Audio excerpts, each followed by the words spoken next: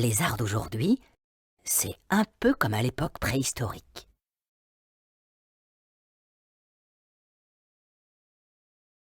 Je veux dire qu'à chaque époque, l'artiste laisse des traces, des empreintes, des messages. Les arts. Finalement, je crois que ça commence à m'intéresser. Pourrait-on dire que l'art est une caractéristique humaine que l'on trouve à toutes les époques et dans tous les pays?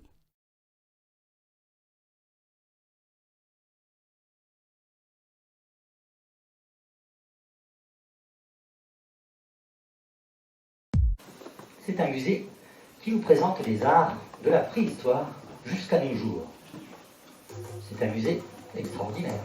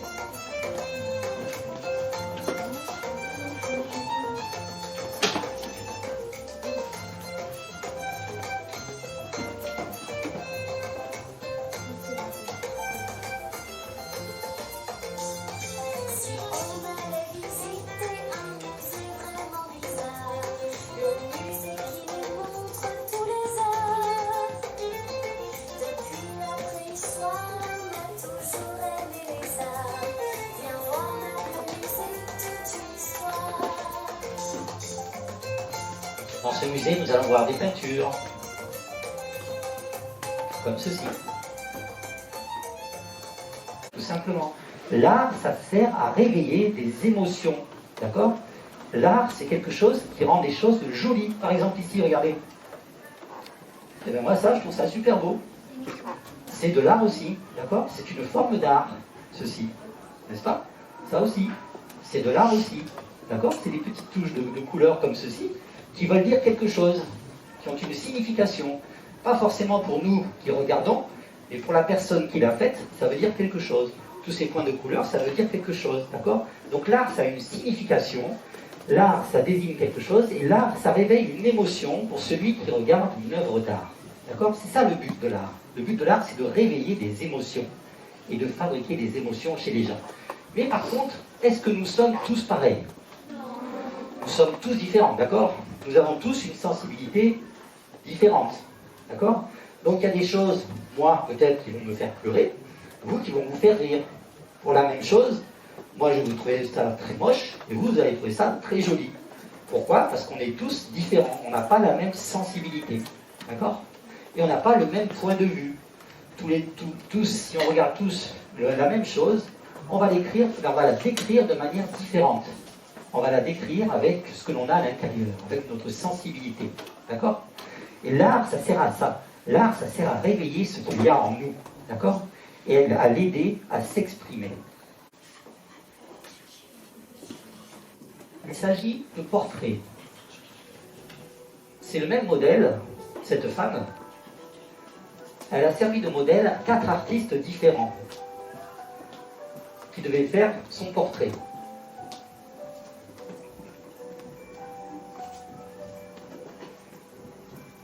Mais chaque artiste, qui est un artiste peintre ou dessinateur, il a appris son métier de manière différente. Ils n'ont pas tous été à la même école. Il y en a certains même qui n'ont pas été à l'école du tout. À l'école de peinture, je parle. Hein.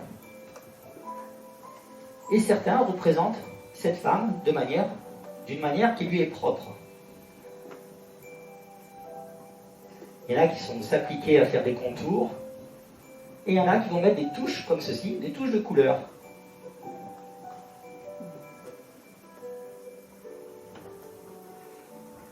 Donc ce qui est intéressant là-dedans, c'est que c'est la même personne qui sert de modèle, mais les 4 portraits sont différents. Car les artistes qui ont peint cette personne sont 4 personnes, sont 4 artistes différents, avec chacun sa propre sensibilité et chacun son propre point de vue. D'accord? Et chacun sa propre perception. L'art, ça permet d'exprimer ce qu'il y a au fond de nous. D'accord? Et comme on n'a pas tous la même chose au fond de nous, on va exprimer les choses de manière différente. Il faut remonter même à la préhistoire. C'est là où on a découvert les premières traces d'art. Ce sont des traces très anciennes que l'on a trouvées dans les grottes préhistoriques. En France, en 1940, dans le sud-ouest de la France, 4 adolescents se promènent dans les bois de Lascaux, quand leur chien disparaît dans un trou. En descendant chercher le chien, ils découvrent une grotte abritant ses trésors. À l'époque, juste éclairés par des feux, nos ancêtres obtenaient des couleurs stupéfiantes, avec de simples colorants naturels, comme la terre, le sable ou encore des plantes écrasées. Ils se servent des reliefs de la grotte pour dessiner, pour peindre, pour décorer, souvent des animaux. Les taureaux à l'époque étaient énormes, étaient gigantesques. On les appelait des aurochs. C'est l'ancêtre du taureau actuel. L'auroch vivait à cette époque-là, il a disparu, mais on le retrouve encore de nos jours sous forme de taureau. Mais en tout cas, il a été représenté très souvent sur les murs des grottes. Autre chose que l'on trouve sur les murs des grottes, ce sont ceux-ci. Vous avez déjà vu ça? Ce sont des mains négatives. En fait, on souffle des ocres.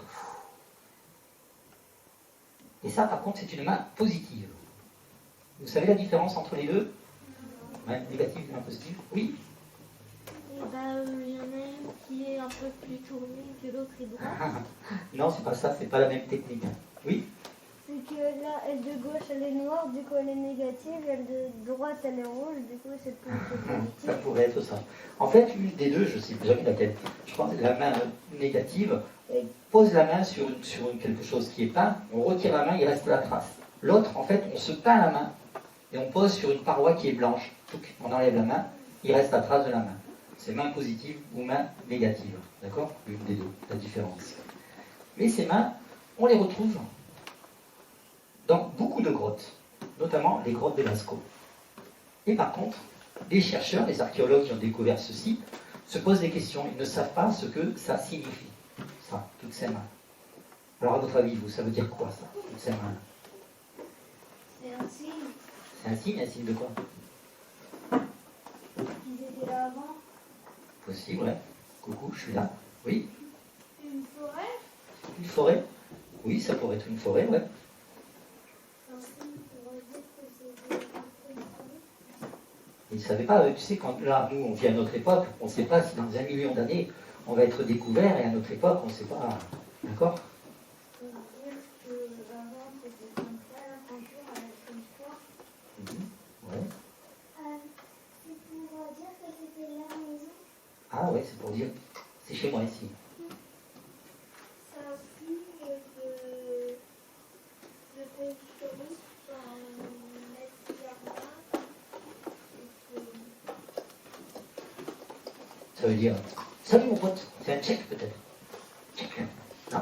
Oui. C'est une compréhension pour comprendre avant comme ils existaient, comment ils faisaient pour peindre. Ah, c'est pour expliquer comment ils faisaient pour peindre. Ouais. Oui. Pour décorer, pour montrer que c'est la maison. Pour décorer, tout simplement, oui. Oui. Pour la fraternité. Pour La fraternité. la fraternité. Oh, joli ça. Oui. Pour montrer combien ils étaient dans la famille. Ah oui, peut-être avec toutes ces mains, c'est pour dire on était tant dans la famille. Oui. Pour dire qu'ils sont en groupe et qu'ils resteront ensemble, solidaires. Waouh, c'est joli ça. J'aime bien ton explication. Oui. Dès que là il y a une nouvelle personne dans la famille, il met sa trace de main. Il y a une nouvelle personne dans la famille et... Il met sa trace de main. Ah, d'accord. Il met sa trace de main. Ah oui, chaque nouvelle personne met sa trace de main. Ouais, c'est pas mal aussi comme explication ça. Oui. Pardon? Ah, un arbre généalogique. Ah ouais, c'est une bonne idée ça aussi. Alors vous voyez, ce qui est rigolo, c'est que on voit tous la même chose, mais comme vous avez tous des personnalités différentes, chacun l'interprète à sa façon. Chacun y voit un signe particulier. Pour toi, ça veut dire ça, pour toi, ça veut dire autre chose, pour toi, ça veut dire autre chose. C'est ça l'art. L'art, ça laisse passer l'imaginaire. Ça vous permet d'interpréter des choses. Ça réveille en vous des choses qui vous permettent de vous exprimer. Le but de l'art, c'est ça. D'accord? Le but de l'art, c'est vous faire réagir. Que ce soit les peintures, que ce soit les musiques, que ce soit n'importe quel art, le but de l'art, c'est de vous toucher. De vous toucher à l'intérieur, de réveiller en vous ce que vous avez et de lui permettre de s'exprimer. Donc c'est ça qui est génial avec l'art. D'accord? Ça ne laisse pas indifférent, ça vous fait réagir. Oui? Parce qu'on est différents, donc c'est pour ça qu'on fait des choses à part. Exactement, parce qu'on est tous différents, donc c'est pour ça qu'on a tous des réactions différentes. C'est ce que je veux vous dire depuis tout à l'heure. Mais il n'y a pas de réaction meilleure que d'autres, d'accord? Nous sommes tous différents, nous réagissons tous de manière différente. Après, évidemment, vu le nombre qu'on est, il y en a peut-être plein qui vont réagir de cette façon-là, d'autres qui vont réagir de cette façon-là, mais les réactions sont différentes. Et le but de l'art, c'est ça, c'est de provoquer des réactions et de réveiller des émotions qu'il y a en vous. Donc c'est très bien l'art. Donc laissez ces émotions monter et laissez-les s'exprimer.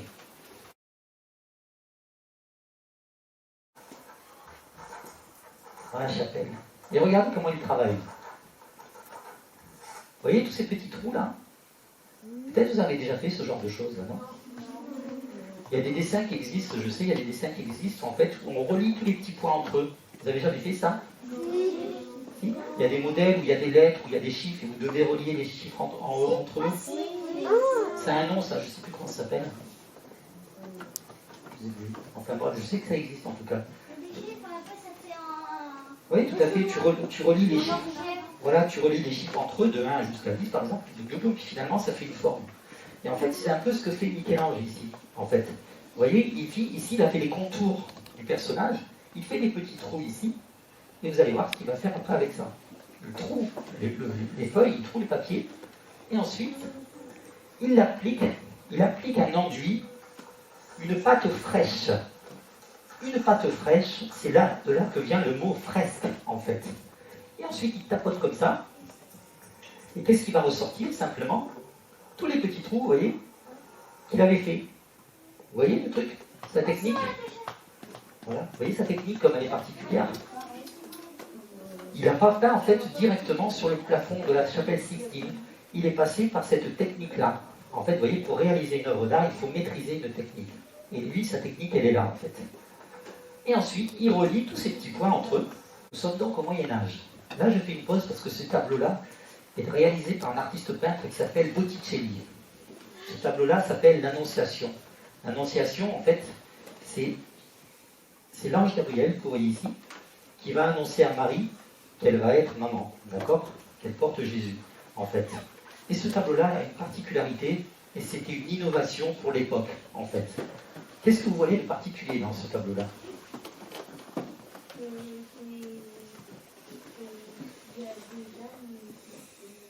Il y a des dames, oui. Oui. Et elles sont comment, les dames? Oui, mais par rapport au reste du tableau.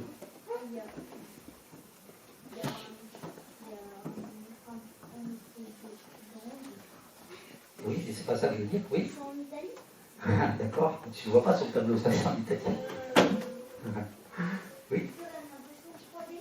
Ça donne une impression de 3D, exactement. Parce que l'arbre là-bas au fond, un arbre c'est plus gros qu'une dame quand même. C'est plus gros qu'une personne, un arbre. Vous êtes d'accord?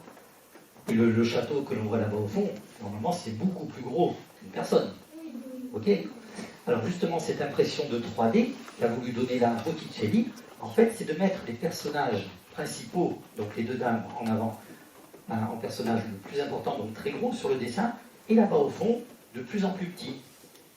Et ça porte un nom. Est-ce que vous savez le nom que ça porte? Oui? Le plan. Comment? Le plan. Non.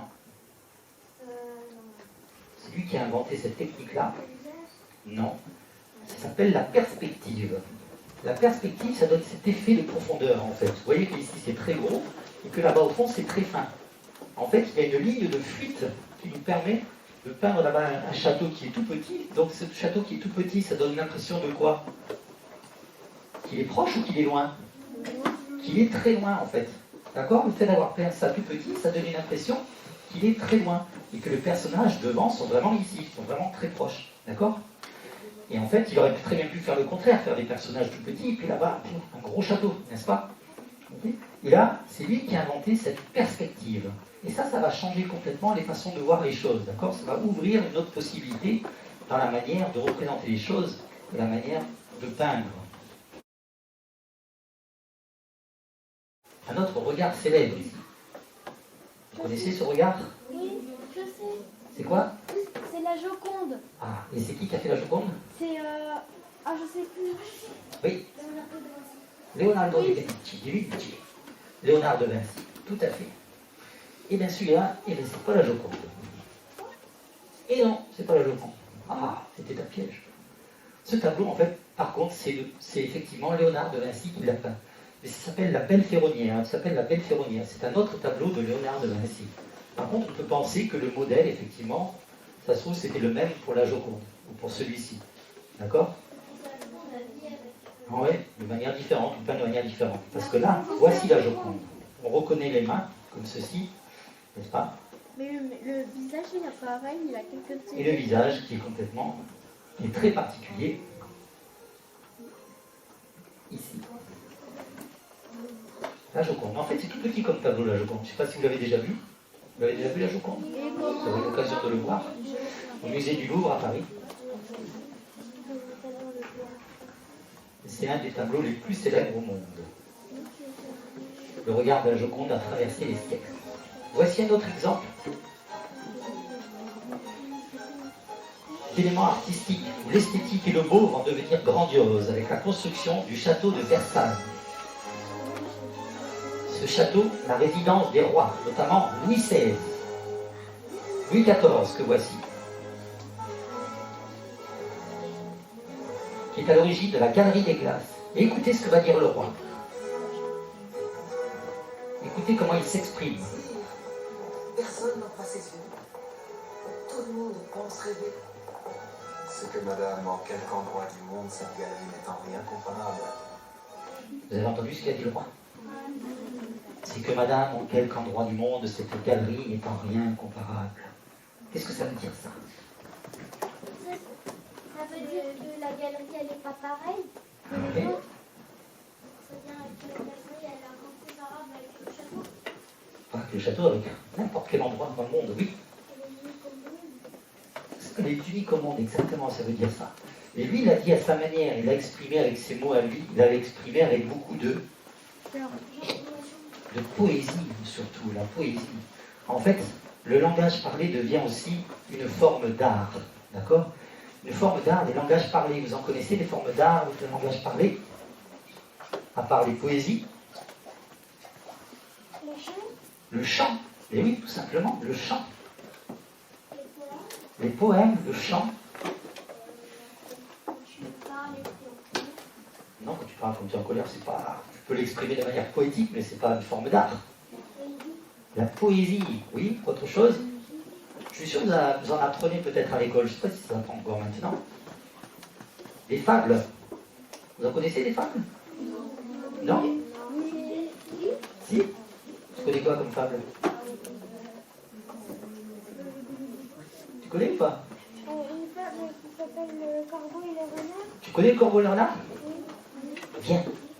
Viens nous raconter le Corbeau et le Renard.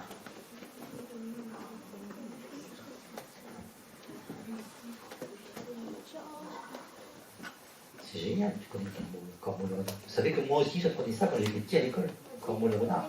Vas-y, monte, tu peux passer là. Vas-y, t'écoute. Mettre le corbeau. Le corbeau, sur un arbre perché, tenait dans son bec un fromage. Maître renard, par l'odeur alléchée, quand je peux faire l'eau, lui tint à peu près Son langage.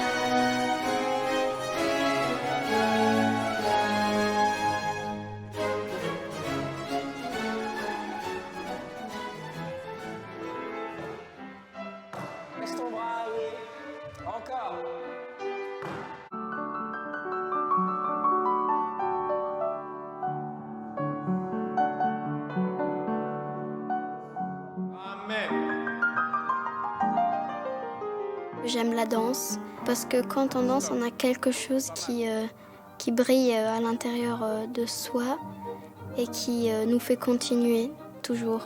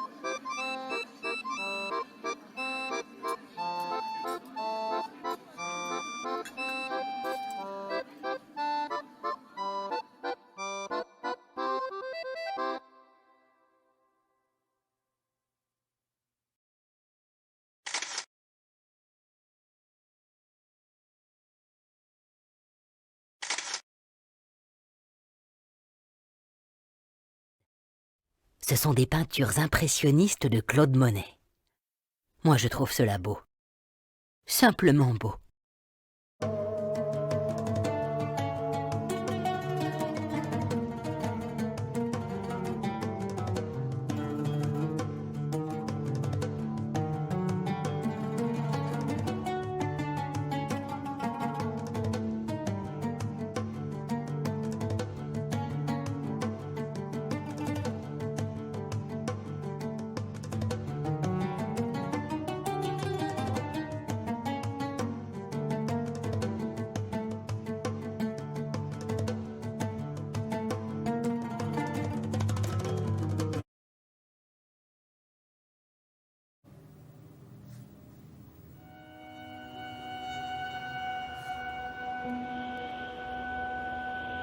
La sculpture n'est pas pour moi un bel objet, mais un moyen pour tâcher de comprendre un peu mieux ce que je vois. Pour tâcher de comprendre un peu mieux ce qui m'attire et m'émerveille dans n'importe quelle tête.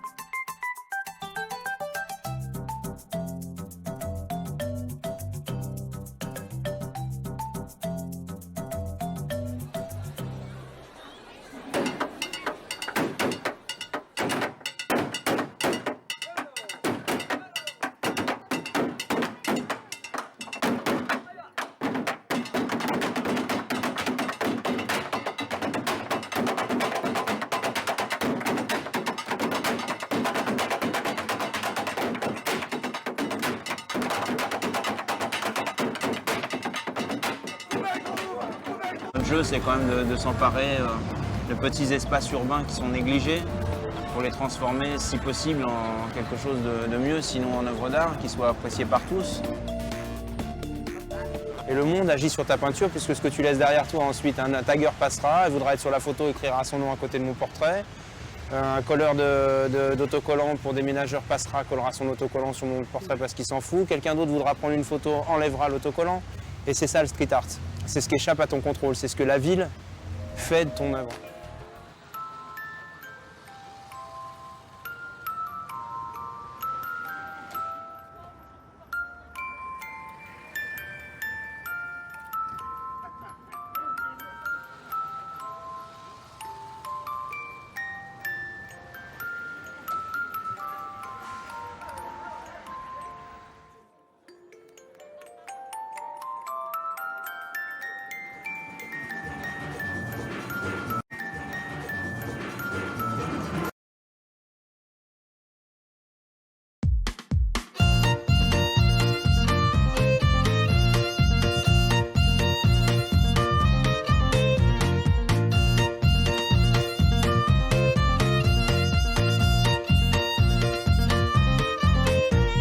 J'aime bien dessiner des fleurs dans mes cahiers et même sur une toile, peindre avec mes pieds.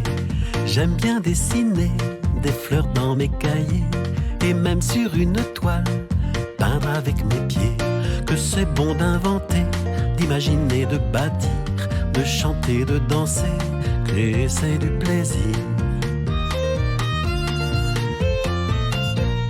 J'aime bien sautiller dans la cour de récré, trouver de nouveaux pas, à deux ou à trois.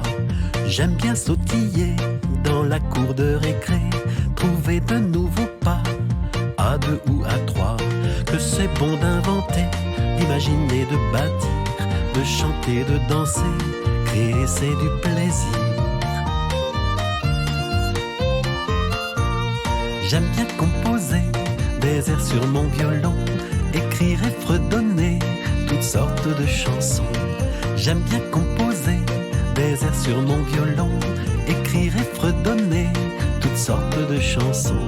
Que c'est bon d'inventer, d'imaginer, de bâtir, de chanter, de danser, créer c'est du plaisir. J'aime bien dessiner les châteaux d'autrefois et même fabriquer des cabanes en bois. J'aime bien dessiner les châteaux d'autrefois et même fabriquer des cabanes en bois. Que c'est bon d'inventer, d'imaginer, de bâtir, de chanter, de danser, et c'est du plaisir. Que c'est bon d'inventer, d'imaginer, de bâtir, de chanter, de danser, et c'est du plaisir.